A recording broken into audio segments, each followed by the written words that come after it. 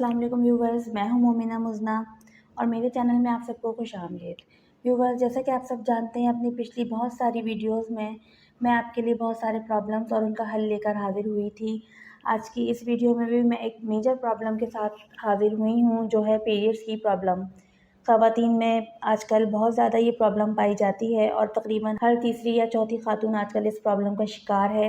Even के बहुत सारी छोटी उम्र की बच्चियों को भी पीरियड्स इर्रेगुलरिटी का मसला होता है। तो व्यूवर्स, आज की इस वीडियो में मैं ये डिस्कस करूँगी कि ये प्रॉब्लम क्या है, इस प्रॉब्लम की वजूहात क्या हैं, इस प्रॉब्लम के नुकसानात क्या हैं, इसका हल क्या है और आखिर में मैं आपको इस प्रॉब्लम के लिए एक छोटा-सा वजीफ़ा बताऊँगी, जो कि इंशाअल्लाह आपको बहुत फ़ायदा देगा। तो व्यूवर्स, आइए चलते हैं अपनी इस वीडियो की तरफ। लेकिन इससे पहले अगर आपने मेरा चैनल सब्सक्राइब नहीं किया है तो प्लीज़ उसको सब्सक्राइब ज़रूर कर लें, क्योंकि आपका एक सब्सक्राइब मेरे लिए एक बड़ी अप्रिसिएशन का बाइस बनेगा। आपकी सब्सक्रिप्शन मेरे लिए बहुत ज़रूरी है, तो प्लीज़ मेरे चैनल को ज़रूर सब्सक्राइब करें और अगर आपको वीडियो पसंद आई है तो उसको लाइक और शेयर ज़रूर कीजिएगा। आपको कोई सवाल करना हो तो कमेंट सेक्शन में आके आप उसको पूछ सकते हैं। आपको कोई और प्रॉब्लम का हल चाहिए तो आप अपने कमेंट्स में मुझे बताइए, मैं उस पर भी आपकी वीडियो और उसका हल आपको बताऊँगी और कोशिश करूँगी कि मैं आपको सैटिस्फाई ज़रूर करूँ। तो व्यूवर्स, आइए चलते हैं अपनी इस वीडियो की तरफ। व्यूवर्स, मैं बात करना चाहूँगी कि बेसिकली पीरियड्स का प्रॉब्लम है क्या? तो सबसे पहले हमें ये समझने की ज़रूरत है कि पीरियड्स का जो ड्यूरेशन होता है वो हमारा नॉर्मली 2 से 8 दिन होता है और ब्लीडिंग जो फ़्लो के साथ आती है वो तकरीबन 2 से 3 दिन फ्लोइंग के साथ आती है।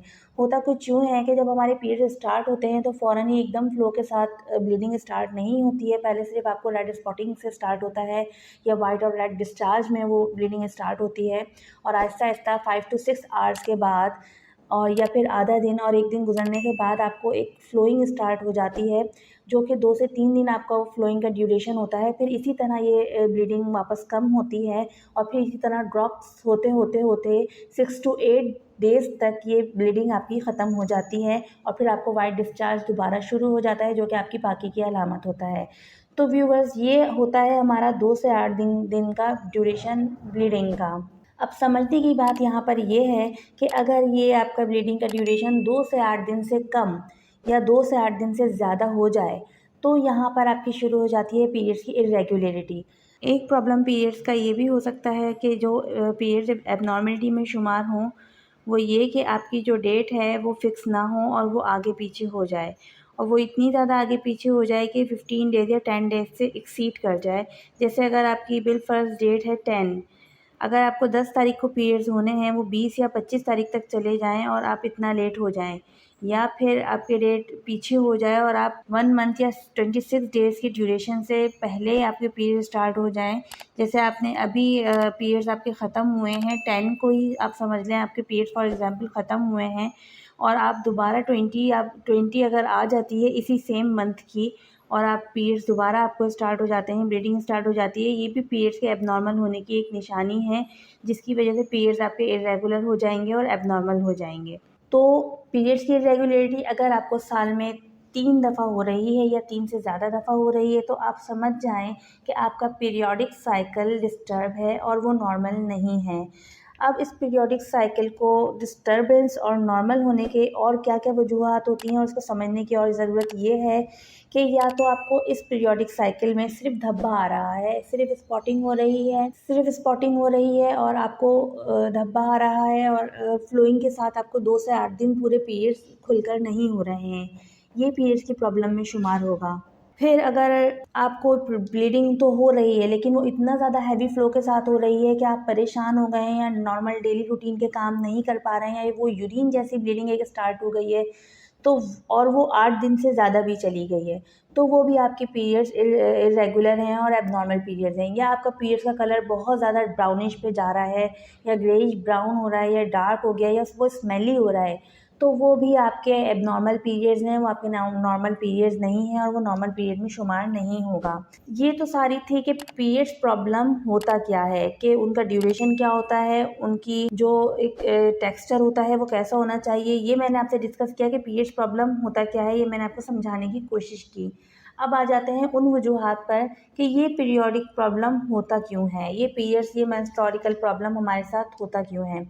तो व्यूअर्स, इसकी सबसे बड़ी वजह हमारे पास है प्रोसेस्ड फूड, जो कि आर्टिफिशियल फूड है और वो फूड हमारा नेचुरल रिसोर्सेज से नहीं आ रहा, उसमें बहुत सारे केमिकल्स और इस तरह की चीज़ें शामिल हैं जिनको सेफ़ रखने के लिए, उनकी एक्सपायरी डेट को बढ़ाने के लिए उसमें केमिकल शामिल किए जाएँ और वो फूड हम रख के खाते रहें, उस फूड की वजह से हमारे साथ हार्मोनल प्रॉब्लम स्टार्ट होना शुरू हो जाते हैं।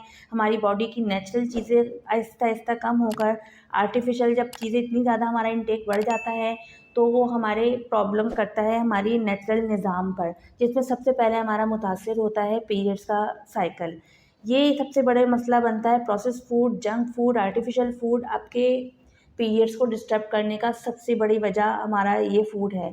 फिर चिकन का बहुत ज़्यादा इस्तेमाल या स्नैक फूड का बहुत ज़्यादा इस्तेमाल, ये सब चीज़ें भी हमारे हार्मोन्स को डिस्टर्ब करती हैं, जिसकी वजह से हमारा पीरियोडिक साइकिल डिस्टर्ब होता है और हमें ये प्रॉब्लम्स आते हैं लाइफ में। सेकंड वजह है इस पीरियड्स के डिस्टर्ब होने की, वो हमारा लाइफ़स्टाइल है, जिसमें हमारे सोने और जागने के टाइमिंग का ख़राब होना है। जो ख़वातीन बहुत ज़्यादा लेट सोने की आदत है या सुबह होकर सोना उनको नींद आए और रात में वो देर तक जागती रहें और सुबह दिन चढ़े तक जो सोते रहें, उनको भी पीरियड्स का प्रॉब्लम बहुत ज़्यादा होना शुरू हो जाता है। अगर अर्ली एज में नहीं हुआ तो आगे जाकर ये प्रॉब्लम उनको फेस करनी पड़ती है। फिर थर्ड इसकी वजह है हमारी लाइफ में एक्सरसाइज़ का शामिल ना होना। बहुत सारी ख़वातीन ऐसी हैं जो जिनके घरों में मासियों का रिवाज है या जो बहुत ज़्यादा आपका एक्सरसाइज़ वर्क नहीं हो रहा है या आपका एक ऐसा काम जो आपके चलने फिरने के काम है आपको बहुत ज़्यादा नहीं, या फिर जो ऑफ़िशियल वुमेन्स हैं, जो ख़वातीन हैं जो ऑफ़िस के एनवायरनमेंट में बहुत ज़्यादा रहती हैं, 8 घंटे एक ही चेयर पे बैठ के उठकर आ जाना और फिर घर आकर इतना थक जाना कि अपनी जगह से ना उठना, ये सब चीज़ें भी वजह बनती हैं कि आपकी बॉडी को एक्सरसाइज़ की आदत ना हो, वॉक, जॉगिंग आपकी लाइफ में ना हो, तो ये सब चीज़ें भी आपके पीरियड्स को डिस्टर्ब करने का बायस बनती हैं कि आपकी बॉडी को जिस तरह आप खाने का इंटेक ले रहे हैं, इसी तरह आपको कैलोरीज़ को बर्न करने की भी ज़रूरत पड़ती है। तो अगर आपकी ये साइकिल भी बैलेंस नहीं हुआ खाने का और उसको बर्न करने का, उस सारी कैलोरीज़ जो आपके अंदर जा रही हैं उसको बर्न करने का, तो भी आप पीरियोडिक साइकिल में प्रॉब्लम का शिकार आप लोग हो जाएँगे। चौथा मसला हमारे साथ है, अगर हमारा पीरियोडिक साइकिल डिस्टर्ब हो रहा है तो चाय, कॉफ़ी और कोल्ड ड्रिंक का बहुत ज़्यादा इस्तेमाल, जो कि हमारी हार्मोनल प्रॉब्लम की वजह बनता है। फिर सबसे पाँचवा प्रॉब्लम हमारे पास आता है कि अगर हम सेल्फ मेडिकेशन के आदी हों और हमें ज़रा सा भी हमारे जिस्म में, बॉडी में दर्द है और हमने फ़ौरन गोली खा ली, और अगर हमारी एंटीबायोटिक कुछ इस तरह का एक सिलसिला चल निकला कि हमारी तबीयत ख़राब है या इस तरह टॉन्सिल्स या कोई और प्रॉब्लम्स ख़वातीन के साथ रहती हैं, घुटनों में दर्द है या बहुत ज़्यादा खांसी, नज़ला, फ्लू का शिकार है और वो टाइम टू टाइम एंटीबायोटिक लेने की आदी हैं या बहुत सारी गोलियाँ इस तरह वो खा लेती हैं कि अगर ज़रा सा भी आपको दर्द हुआ, बैक पेन हो रहा है, सर में दर्द हो रहा है, तो आपने फ़ौरन टैबलेट ले ली। उन औरतों का, उन ख़वातीन का भी ये एक प्रॉब्लम देखने में आया है कि उनको भी पीरियोडिक साइकिल का बहुत ज़्यादा मसला हो जाता है।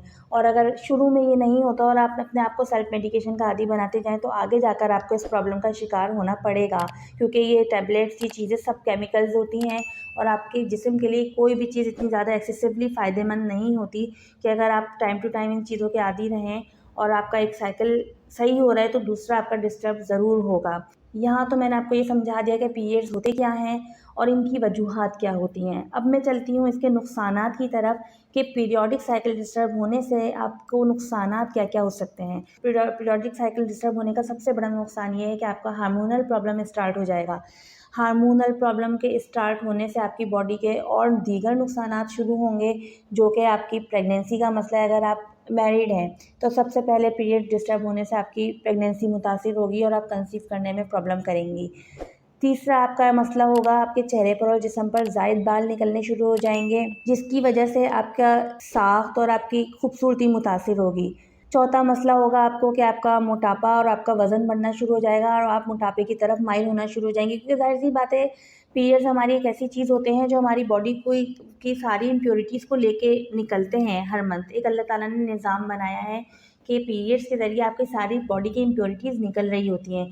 अगर वो इम्प्योरिटीज़ निकलना बंद हो जाएँ और रुक जाएँ तो नेचुरल सी बात है कि एक जगह जब आपका कचरा जमा होता जाएगा तो वो आपकी बॉडी को या किसी भी जगह को, कहीं आप मिसाल ही ले लें दूसरी जगह की, तो वहाँ पर स्मेल आना शुरू होगी और वो जगह ख़राब होना शुरू हो जाएगी। इसी तरह आपकी बॉडी को भी पीरियड्स का रेगुलर और सही से और अच्छा ना होना भी आपको नुकसान की तरफ ही माइल करेगा और आपकी बॉडी मोटापे का शिकार होने लगेगी। और आपको एक हर वक्त सुस्ती रहने लगेगी और आप एक्टिव नहीं होंगी। तो ये सारे हो गए वो नुकसानात जो आपके पीरियड साइकिल को डिस्टर्ब होने की वजह से आपको पेश आएंगे। अब हम चलते हैं आखिर में इसके हल और इसके वजीफ़े की तरफ। तो व्यूवर्स, मैं आपको इसका हल बताती हूँ कि अगर आपको पीरियड्स का प्रॉब्लम है और इन सारी वजूहात की वजह से है और इनमें से कोई सी भी एक वजह की वजह से है, तो आपको उसमें करना क्या है। हल इसका बहुत ही आसान और बहुत ज़्यादा सस्ता है, जो कि आपको घर से मिल जाएगा। आपने करना ये है कि आपने लेनी है 100 ग्राम कलौंजी और 100 ग्राम मेथी दाना। इन दोनों चीज़ों को आपने कूट लेना है और आपने मिट्टी के एक प्याले में 1 गिलास पानी जिसमें हो रात को इसको भिगो के रख देना है और सुबह उठकर आपने इस पानी को बॉईल करना है। इतना बॉईल करना है कि ये पानी 1 गिलास से कम होकर पौना गिलास रह जाए।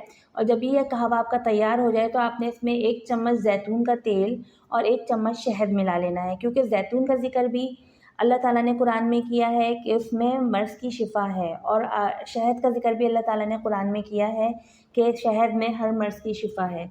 तो ये तीनों चीज़ें कलौंजी, शहद, ज़ैतून, इसका ज़िक्र तो कुरान मजीद में है। इससे शिफ़ा आपको मिलेगी ही मिलेगी। अल्लाह ताला पर ईमान रखते हुए आप ये यकीन के साथ आप इसको करें। और मेथी दाना मैंने इसमें शामिल किया है कि ये मेथी दाना औरतों के हर मसाइल का हल होता है। मेथी दाने में अल्लाह ताला ने इतनी चीज़ें रखी हैं कि आप जिस मसले के लिए इसको खाना शुरू करेंगे, मेथी दाना आपको फ़ायदा ही देगा, कभी आपके लिए नुकसान का बाइस नहीं बनेगा।